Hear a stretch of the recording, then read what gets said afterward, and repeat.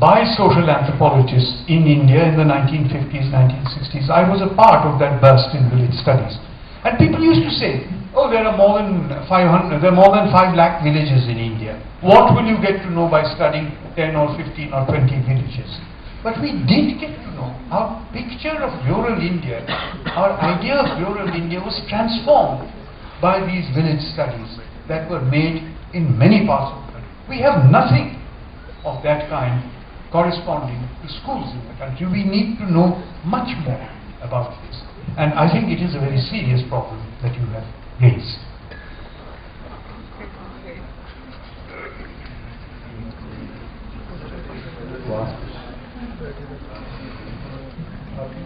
Kind of opposition we have in India. Most of the opposition parties are more diverse in terms of religious caste. Given the diversity of India, if these opposition parties come to power on their own, and if they play out their ideology, what will happen to the unity of India and also the idea of India? I think it's a little unfair to say that only the opposition parties look to caste and community in mobilizing political support. All political parties look to caste and community in mobilizing political. And the saddest thing, I mean, this is completely unforeseen. The communist parties have been the strongest advocates of caste quotas on the ground that in India what really matters are caste divisions. So I don't think that it is fair to say every political party uses caste and community for the mobilization of political parties. The Congress does it as much as anybody does it. And it's a peculiar kind of scenario in which we live. I don't know, I mean, some of you may have read this. I have been strongly opposed to the enumeration of caste in the Indian census. When it came up in 2001, I wrote in the Times of India arguing against it. And I argued against it again in 2010.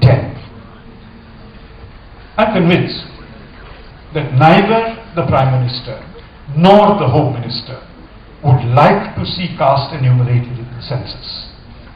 But nevertheless, we have the problem is not that we have opposition parties which are committed to caste and religion. All parties feel that caste and religion are the best way of mobilizing political support. The point is that we are in a peculiar kind of balance between parties in which 10 or 15 or 20 parties can call the shot. They can determine whether caste should or should not be enumerated in the census and not the Congress party. Even when the Congress party, I'm not saying that there are no sections within the Congress party which also want caste to be enumerated in the census. But I think that, I think for the first time, the Congress party took action against ministers who had been found to have engaged in questionable activities. But it started by removing its own chief minister from Maharashtra. It took quite some time for it to attack ministers from other parties, but it has started doing this. So one doesn't really know what will happen, but this idea that if we think of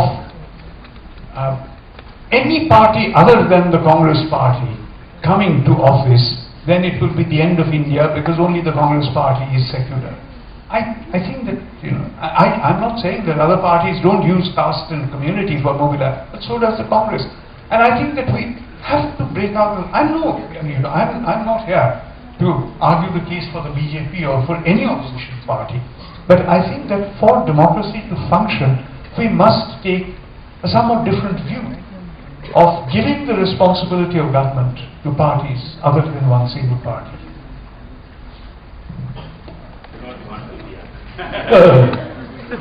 Professor Betelle, the first thing that I want to ask is, you mentioned this UK system. So, is there a possibility of introducing that entire shadow cabinet system for your kind of institute, to grow up in the entire, the way you have formulated the entire government and opposition? That is the first one. Second, I think that isn't there a case given the kind of mayhem and riot and other kind of things during partition, for even today, for Indian population to be skeptical about anything related to Hindu. I am not justifying it, of course, but then there is some basis. That is the second question. And third, I think that... if you ask too many questions... No, this is the last one. I tend to forget your first question. This is the last one. In your the framework you described, how do you put this recent movement by Annarya, civil society? Let me start with your third question. Let me start with your third question. I think that there is enormous confusion as to what we mean by civil society.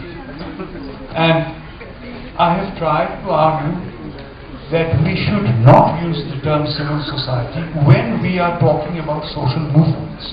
Social movements are extremely important. The problem is, what is civil society? Nobody seems to be able to tell us what is civil society. Civil society, as it has turned out, are you a member of civil society? We are all members of civil society. But as it has turned out, only if you are recognized by the media that you are members of civil society. Who is not a member? I want to know who is not a member of civil society.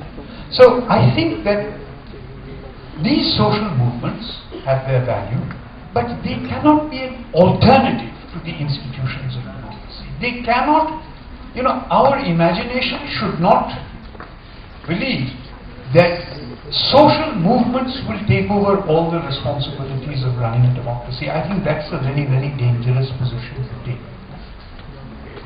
Yes, and your other questions?